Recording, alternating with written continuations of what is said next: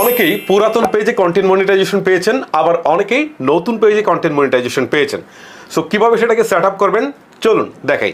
প্রথমে আপনি চলে যাবেন ফেসবুকের অ্যাপে আসার পর হচ্ছে আপনারা প্রোফাইল এখানে ক্লিক করবেন, তারপরে হচ্ছে প্রোফাইল প্লাস নাম এটার উপর ক্লিক করবেন, তারপর হচ্ছে প্রফেশনাল ড্যাশবোর্ডে চলে যাবেন। এবারে আপনি জাস্ট একটু স্ক্রল করে যদি নিচের দিকে আসেন, এখানে মনিটাইজেশন অপশনটা দেখতে পারবেন, তারপর নিচে দেখতে পারবেন কন্টেন্ট মনিটাইজেশন, পাশে হচ্ছে সেট আপ নামে অপশনটুকু। ওকে, জাস্ট আপনি এখানে ক্লিক করবেন। আমার এটা হচ্ছে পুরাতন পেজ, সো এইটাতে আমি কন্টেন্ট মনিটাইজেশন সেট আপ করছি। আর আপনারটা যদি নতুন হয়ে থাকে, মানে আপনি এর আগে মনিটাইজেশন পান নাই, তাহলে সেটাও কীভাবে সেট আপ করবেন সেটাও দেখাবো পরের স্টেপে। ওকে, এখন দেখেন এখান থেকে একটা অপশন আসছে নিচের দিকে গেট স্টার্টেড নামে, জাস্ট এখানে একটা ক্লিক করছি। ক্লিক করার পর আমাকে ঠিক এরকম একটা ইন্টারফেসে নিয়ে আসছে। এখন দেখেন এখান থেকে দুইটার নাম শো করছে, মানে আমি দুইটা ব্যাঙ্ক অ্যাকাউন্ট অ্যাড করে রেখেছি, সেই দুইটা শো করছে। সো এখান থেকে যে কোনো একটা সিলেক্ট করবো, আমি উপর একটা সিলেক্ট করবো। সিলেক্ট করার পর নিচে থাকা নেক্সট অপশনে ক্লিক করে দিব। এবারে বলছি you can now use content monetisation, তারপর নিচে হচ্ছে ডান। তার মানে হচ্ছে আমার কন্টেন্ট মনিটাইজেশন সেট আপ করা শেষ। যদি আপনার পুরাতন হয়, অর্থাৎ আপনি আগে মনিটাইজেশন অন করেছেন, ব্যাঙ্ক অ্যাকাউন্ট যুক্ত করেছেন বা যত ইনফরমেশন আছে সব দিয়েছেন, তাদের ক্ষেত্রে কিন্তু এইটা খুব ইজিলি কিন্তু আপনারা সেট আপ করে ফেলতে পারছেন। ওকে, এবারে চলেন যাই নতুন যারা রয়েছেন তারা কিভাবে কন্টেন্ট মনিটাইজেশনটা সেট আপ করবেন সেটা দেখাই। নতুনরা কন্টেন্ট মনিটাইজেশন সেট আপ করার জন্য আগের মতোই জাস্ট এই অপশনটুকুতে আসবেন, কন্টেন্ট মনিটাইজেশন পাশে সেট আপ অপশনটুকু থাকবে। জাস্ট আপনি এখানে সেট আপে একটা ক্লিক করবেন।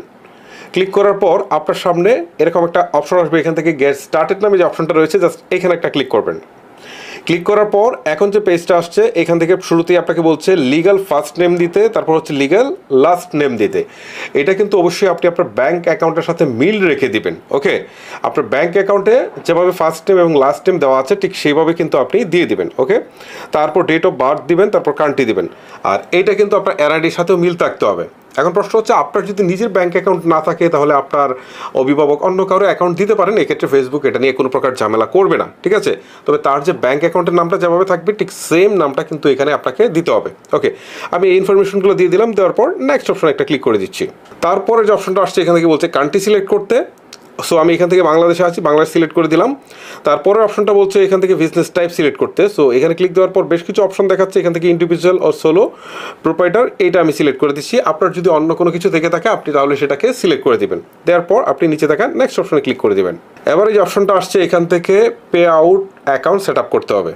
এবারে যে ফর্মটা আসছে এখান থেকে কিন্তু বেশ কিছু ইনফরমেশন দিতে হবে, যেমন এখান থেকে লিগাল নেমটা দেখাচ্ছে রিফাত, তার মানে আমার পেজের নামটা যে রিফাত রয়েছে তো সেটা এখান থেকে দেখাচ্ছে। আমাদেরকে এখানে একটা কাজ করতে হবে, সেটা হচ্ছে আমি যে ব্যাংক অ্যাকাউন্টে টাকাটা নিব, ব্যাংকের যে নামটা মানে ব্যাংক অ্যাকাউন্টের যে নামটা থাকবে সেটাই দিতে হবে, সেমটাই দিতে হবে। ইভেন আপনি যে 3 নাম্বার খুলেছেন, 3 নাম্বার খোলার সময় যে নামটা দিয়েছেন সেটাই এখানে দিতে হবে। আর 3 নাম্বার খোলার সময় এনআইডি অনুসারে নাম দিতে হবে। এখন আমি আপনাদেরকে একটা কথা বলে দেই, যাদের হচ্ছে বয়স 18 হয় নাই, মানে যাদের ব্যাংক অ্যাকাউন্ট নাই, তারা কি করবেন? হ্যাঁ, তারা সেট আপ করার সময় অবশ্যই তাদের গার্ডিয়ান যে আছে তার তো অবশ্যই এনআইডি কার্ড আছে, তার অবশ্যই টিন সার্টিফিকেট করতে হবে। তো সেটা করার পর তারা কি করবে, ওই গার্ডিয়ানের নাম বা ইনফরমেশন এখানে দিবে। এখন এটা নিয়ে ফেসবুক কোনো আপত্তি করবে না, ঠিক আছে। কে আসলে কন্টেন্ট তৈরি করছে সেটা ফেসবুক জানে না, ঠিক আছে। সো এই ক্ষেত্রে আপনাদের গার্ডিয়ানের নাম দিতে কোনো সমস্যা নেই। আচ্ছা, আমি যেহেতু নিজেই করছি সো আমি আমার নিজের নামটুকু দিয়ে দিচ্ছি। আচ্ছা, এখানে দেখেন নামের 3টা অংশ রয়েছে, একটা হচ্ছে ফার্স্ট নেম লিগাল, আর একটা হচ্ছে মিডিল নেম, আর একটা হচ্ছে লাস্ট নেম। এখন আপনার নামটা যদি এরকম হয় যে শামীম পারভেজ হিমেল, তাহলে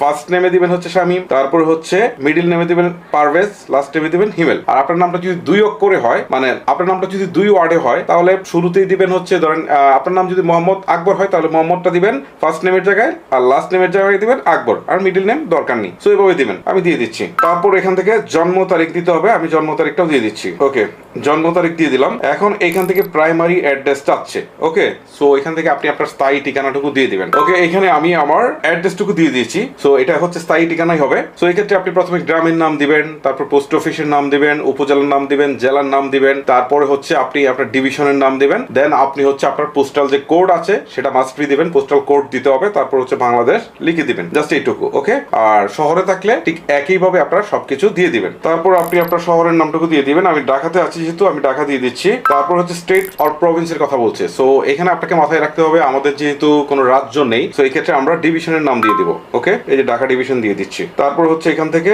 জিপ কোড বা পোস্টাল কোড দিয়ে দিতে হবে। আমি এখান থেকে পোস্টাল কোডটা দিয়ে দিচ্ছি। তারপর হচ্ছে এখান থেকে একটা ফোন নাম্বার দিয়ে দিচ্ছি। তারপর আমি আমার ইমেল অ্যাড্রেসটুকু দিয়ে দিচ্ছি। তারপর 3 নাম্বার চাচ্ছে, আমি আমার 3 নাম্বারটুকু দিয়ে দিচ্ছি। তারপরের অপশনটুকুতে বলছে ব্যাট, সো এটা অপশনাল, এটা দেওয়ার কোনো দরকার নেই। তারপর আমরা স্ক্রল করে নিচের দিকে আসবো, দেখেন পাশে একটা চেক বক্স রয়েছে, জাস্ট এখানে টিক চিহ্নটাকে তুলে দিব। ওকে, তুলে দেওয়ার পর আমরা নেক্সট অপশনে ক্লিক করে দিব। তারপর বলছে যে এখানে ম্যানুয়ালি লিংক ব্যাংক অ্যাকাউন্ট, আর একটা হচ্ছে link your PayPal account. So আমাদের তো পেপাল নেই, সো আমাদেরকে যেটা করতে হবে সেটা হচ্ছে আমাদেরকে ব্যাংক অ্যাকাউন্ট দিতে হবে। ঠিক আছে, আমি আমার ব্যাংক অ্যাকাউন্টটুকু এখানে manually link bank account select করছি। সিলেক্ট করার পর এখান থেকে আমার ফুল নেমটা অটোমেটিক চলে আসছে, কান্ট্রি ভিডি দেখাচ্ছে, তারপর জন্ম তারিখ দেখাচ্ছে, প্রাইমারি অ্যাড্রেস দেখাচ্ছে। এখানে আমাকে সুইফট কোড দিতে হবে। ঠিক আছে, ব্যাংকের সুইফট কোড। এখন প্রশ্ন হচ্ছে সুইফট কোড আপনি কোথায় পাবেন? আপনি আপনার যে ব্যাংকে অ্যাকাউন্ট রয়েছে সেই ব্যাংকের শাখায় গিয়ে বললেই হবে যে সুইফট কোড কোনটা, তাহলে এটা তারা দিয়ে দিবে। তারপর ব্যাংক অ্যাকাউন্ট নাম্বার দিতে হবে। ওকে, আমি ব্যাংক অ্যাকাউন্ট নাম্বারও দিয়ে দিচ্ছি। ওকে, আপনারা দেখেন আমি এখানে সুইফট কোডও বসিয়েছি, ব্যাংক অ্যাকাউন্ট নাম্বারও বসিয়েছি, আর উপরে তো নামটা অটোমেটিক বসেছিল। আপনাদেরকে আগে বলেছিলাম যে